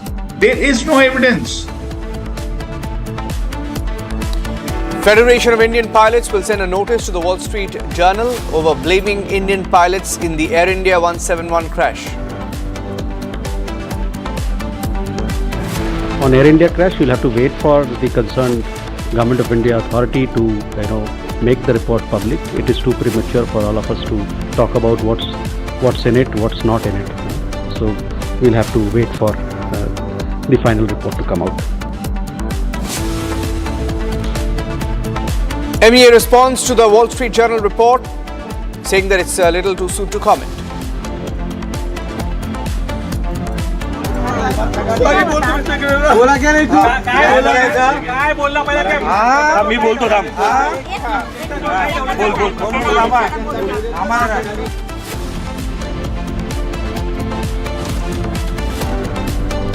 Hooliganism back on the streets of Mumbai. MNS cadres beating up a shopkeeper belonging to the Marwari community for making comments, alleged comments about the Marathi community. Amity has been ranked among the top universities globally for producing the most employable graduates by the Times Higher Education UK. Yet another testimony to Amity's excellent placement record. इस साल का जो profit है interest पे डाल देंगे, हर महीने ब्याज का पैसा आता रहेगा। अगर रेगुलर इनकम ही चाहिए तो आप वो पैसे फिक्स्ड इनकम फंड्स में डाल दो। वो क्या होता है? फिक्स्ड इनकम म्यूचुअल फंड्स चुने हुए ब्याज देने वाली कंपनी बॉन्ड्स, गवर्नमेंट बॉन्ड्स और मनी मार्केट में इन्वेस्ट करते हैं। सिस्टमैटिक विथड्रॉल प्लान से आपको on the dot fixed amount भी आता रहेगा। म्यूचुअल फंड में फिक्स्ड इनकम वाली बात सही है। म्यूचुअल फंड निवेश बाजार जोखिमों के अधीन है। योजना से जुड़े सभी दस्तावेजों को ध्यान से पढ़ें। ये है सीक्रेट रेसिपी MDH का जीरा सिप जल जीरा मसाला। सिप सिप जीरा सिप जीरा सिप MDH का जल जीरा जीरा सिप MDH का जल जीरा जीरा SIP. Play it your way. Sarah, this is your space. Play it your way. Bharat की अपनी दुकान इंडिया सोना, अपने देश का सामान इंडिया सोना, इंडिया सोना, India Zona. Hi, this is Chef Ranveer Brar. Guarantee you brilliance on behalf of IIHM.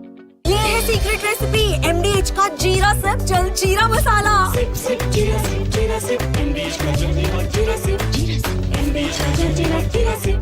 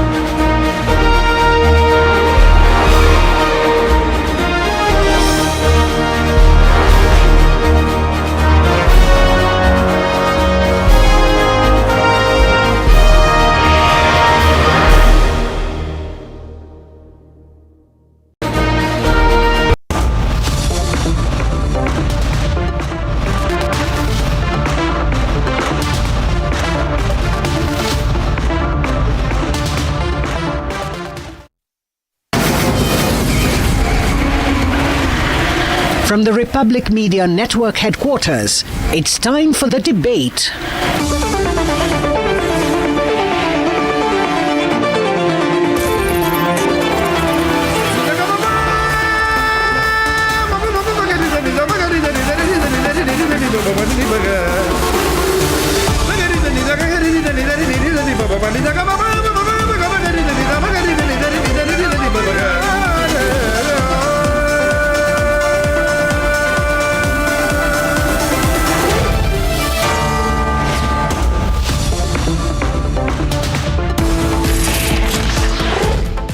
On the show tonight at 8 p.m. this evening, when chaos unfolds in the heart of Bengaluru, government puts onus on RCB. At 8:30 p.m. this evening, MNS workers, Gundaism continues on the streets of Mumbai. And at 9 p.m. on the debate, Wall Street journals repeat pilot blame theory without any proof. DGC Air India is silent on leaks.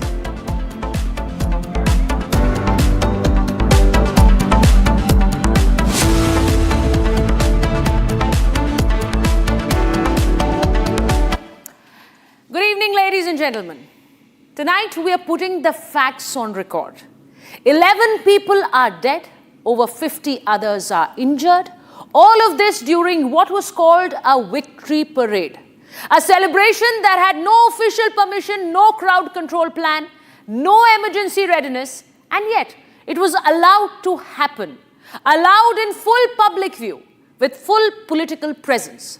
On June 4th, Royal Challengers Bengaluru held a grand parade right in the heart of Bengaluru.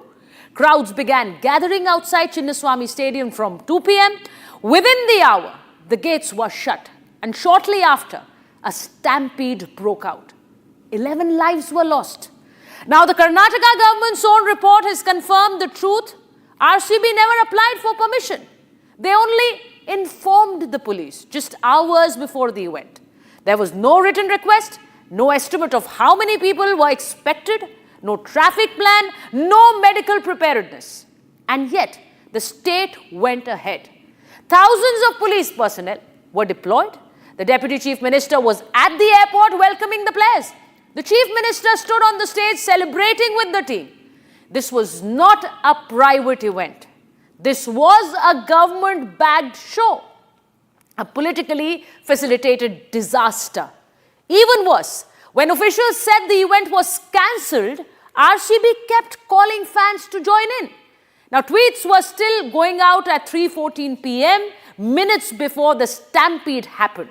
And through this report, the Karnataka government is now trying to wash its hands of all responsibility, putting all the blame on RCB while ignoring its own role in enabling the chaos. So tonight, we ask, who allowed this? Who looked the other way?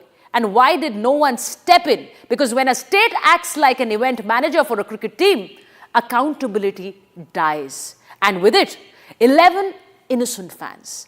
This isn't just mismanagement. This is a failure of governance. And tonight, we're calling it what it is. Let's debate.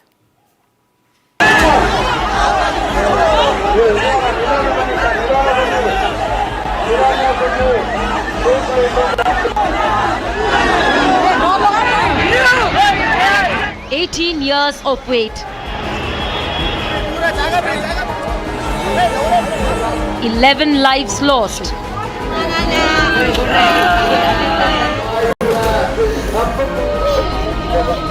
Two mega photo ops.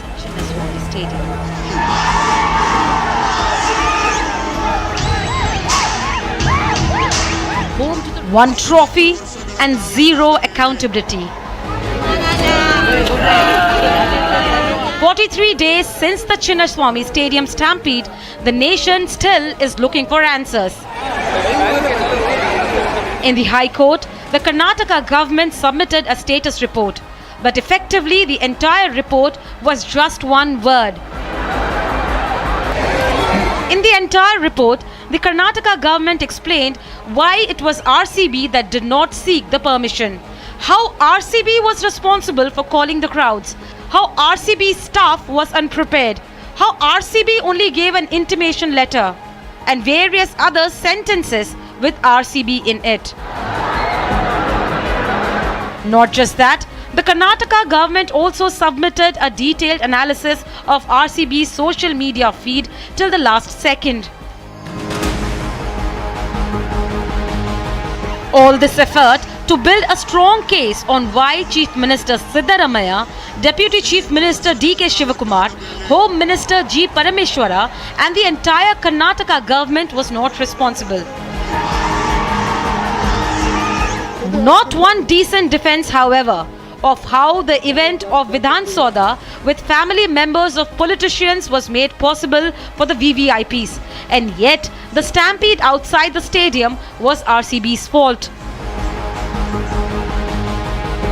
Even the Congress minister could only say that action will be taken, against whom remains a mystery. I don't want to jump to conclusions. Once the report is, we see it. See, this is not a blame game here. If there is some lacuna or if there has been some mishandling of the situation, who was responsible, we have to take action. That's why the commission has been appointed, and it essentially created a hue and cry, and the people died, and it was a national news, international news. We have to take action. So let us wait for the report, see what the report says. Based upon that, the cabinet will take a further decision. See, whenever there is a huge event happening, then it is the responsibility of the department to make appropriate arrangements, and they should be aware of the situation. These are all things there. So definitely there are lapses. Some young lives have been lost. We cannot take it so easily. So this, even at least to prevent this incidents in future, we have to take some action, isn't it?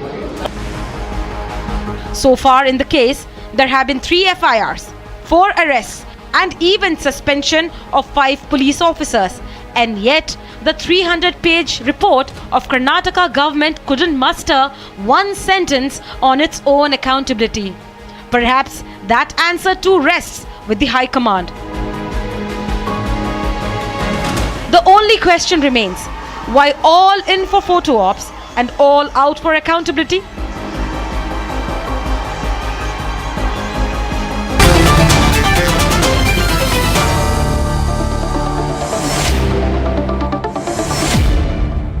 Joined by National Spokesperson of the BJP, Sanju Verma, on the debate tonight. I am also joined by Syed Asad Abbas, who's a political analyst, also speaks for the Congress party, Advocate Manjunath ND, also a pro-Congress voice.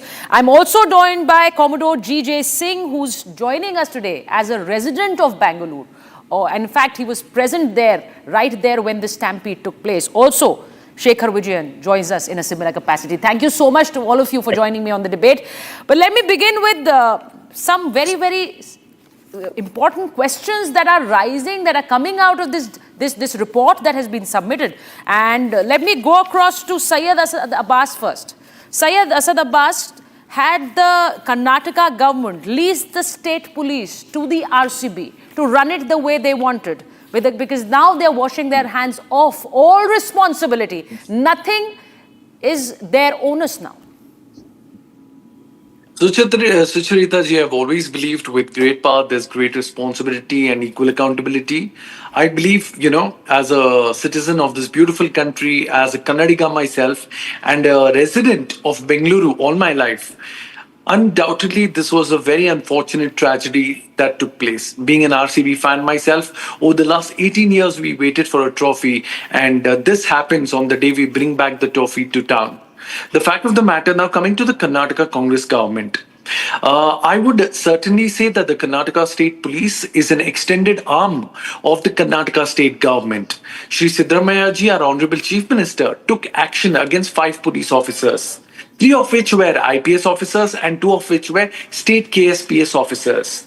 He also held a commission, which is the Justice Michael D. Kanna one-man Those 5 police officers were made scapegoats. It was their doing. The stampede, 11 people being killed, so many injured. It was the doing of those 5 police officers, is what you're telling me, Syed Asad Abbas. No, there is no onus on the state government that allowed a mass event like this to happen without police permission being given. And you're telling me that 5 police officers have been held accountable for this? I will tell you, as per the Justice Michael D. Kanna Judicial Commission, the report is out, where the blame is on the Royal Challengers Bangalore team, the management, Karnataka State Cricket Association, along with that. Exactly. management the blame. Okay, Sanju, let me just get Sanju into the debate. Sanju, the blame is on those 5 officers who've been held accountable. The blame is on the RCB. The blame is on Virat Kohli. There is no blame on the state government. Sucharita, let's look at it from a layman's perspective. In a school, you have the principal who takes the final responsibility, whether good, bad or ugly. In a college, it's the dean. In a media house, it's the editor-in-chief. In a corporate entity, it is the CEO. And in a state, it is the chief minister. Now, Siddaramaiah has to either be thoroughly incompetent or he's lying or both. Hypothetically assuming what Siddaramaiah says is right. He says, I was not aware, RCB did not take permission and they went ahead and hosted this grand event at Chinnaswamy Stadium. I want to ask Mr. Siddaramaiah, on that very day, you were seen clicking photographs with Virat Kohli along with your grandson. You posted that on social media and you did so very carelessly, very remorselessly, with no regret, within 72 hours of the horrific tragedy on 4th of June 2025. Today, in hindsight, you're blaming Virat Kohli, you're blaming his promotional video, you're blaming RCB, you blame the police constabulary. Don't forget, Sucharita, he suspended the police commissioner of Bengaluru, the additional commissioner, law and order of Bengaluru. He suspended the deputy commissioner. He also suspended almost every senior policeman at the Kabon Park police station. Yes. What did the High Court tell Siddaramaiah? High Court reinstated the police commissioner. High Court reinstated the senior IPS officer Vikash Kumar. And when Siddaramaiah last week wanted to file a closure report, High Court said you cannot blanketly file a closure report suo moto without first putting the contents of the investigation report in the public domain. Now when Siddaramaiah saw कि अब तो कुछ नहीं हो सकता, High Court has given a clean sheet to the police constabulary. तो अब क्या किया जाए? To borrow your phrase, Sucharita, who should I make a scapegoat? Okay, let's make Virat Kohli, RCB, the scapegoat. My final point is this. My final point is this. So those 5 police people, 5 police officers are accountable. The RCB is accountable. I will answer that. Virat Kohli is accountable. There is no onus on the government. They did not have a role to play in. They were just taking photographs. The deputy chief minister and the chief minister were just taking photographs at the event. They had no role in the entire planning of the event. Now, as a citizen of Bengaluru, Commodore GJ Singh, I want to ask you, are you ready to buy this, that the state government is saying the onus is not on us? We never really gave the permission. The police never gave the permission. It was the RCB that forced us to have this event in Bengaluru. No, not at all. I would say the whole blame lies on the government because the government was present there. The chief minister who represents the government of Karnataka, deputy chief minister, this whole cabinet, the whole secretariat, everybody was present there, not in front of few people, but lakhs of people. There was not a place to stand in front of the Vidhan Sabha. And then the road leads to the Chennai Stadium is a very short distance away from there. The whole road was crowded, overcrowded. Police was present there. Now, such a mega event cannot take place without the chief minister himself showing the green flag. Not only that, I would also say... Sir, sorry to interject you, but you were present there. So please tell our viewers that. It's very important. You saw it all with your own eyes. I was very much present there. Yes. Because we have an army club there. I was present there. I went to see as to what all is happening there. And when the stampede took place, the event continued inside. Our deputy chief minister continued to have that, celebrations. Yes. Everybody inside continued to have it. People were dying outside. There was a big stampede there. There was an utter confusion. And then on top of it, you had a police force which was there, but I think it was not sufficient there to cope up with the situation. And I cannot understand how can the police be there without the permission of the government, of the chief minister, of the home secretary, of the deputy chief minister. When the government, the whole of government is there, the most uneducated, illiterate person will understand that this is the doing of the government. Why don't they take the blame on themselves? Exactly. Why blame the RCB? Yes. Why blame the police? Why blame when the police had also come up and said, look, this event should be postponed for a week. We are not prepared. But yet the government says, no, they are coming. His chief minister was actually wanted to steal away that time fame, steal away the limelight. He wanted to be in the limelight. He wanted to take probably political mileage of it that, look, I am with the team, I am with India, I am with the people, RCB. But after the event has taken place, they have turned around and they said, no, it is not done by us. You know what, Commodore? Those initial pictures which came in from Bengaluru showed the Deputy Chief Minister actually in a celebration with the team inside the stadium, and there the stampede had started outside and those visuals started coming in from there. So they had no idea what was going on. Now, Advocate Manjunath, is it a weak government in Karnataka? Why don't you accept it? Because if it wasn't weak, it would not bow down to the pressure by the RCB. Now you're making it like the RCB pressurized the government and they had to have the celebration without any arrangement, without police permissions. You were forced into have that entire program. So whatever the celebration that would be taken place inside the Chinnaswamy Stadium, that was not in the knowledge of the government. The RCB management had written a letter to the concerned police station on before the day only at 6:30 p.m. At that time, the concerned police have rejected the claim of the request of the RCB team. And again in the social media channel, they have so displayed that. So we are going to celebrate the RCB victory in the Chinnaswamy Stadium. That was also not in the knowledge of the government. So after did the senior police officials not tell the chief minister and the deputy chief minister that the permission was not given? No. Is it not the job of the senior police officials to tell the chief minister that you are going to an event that does not have a police permission? There could be casualties. There could be a stampede. Whose role is it? That's what government has suspended the police officer who are responsible for the management of for the arrangement of these victories and all, because that the suspension or order was upheld by the Karnataka Administrative Tribunal. That was a quasi judicial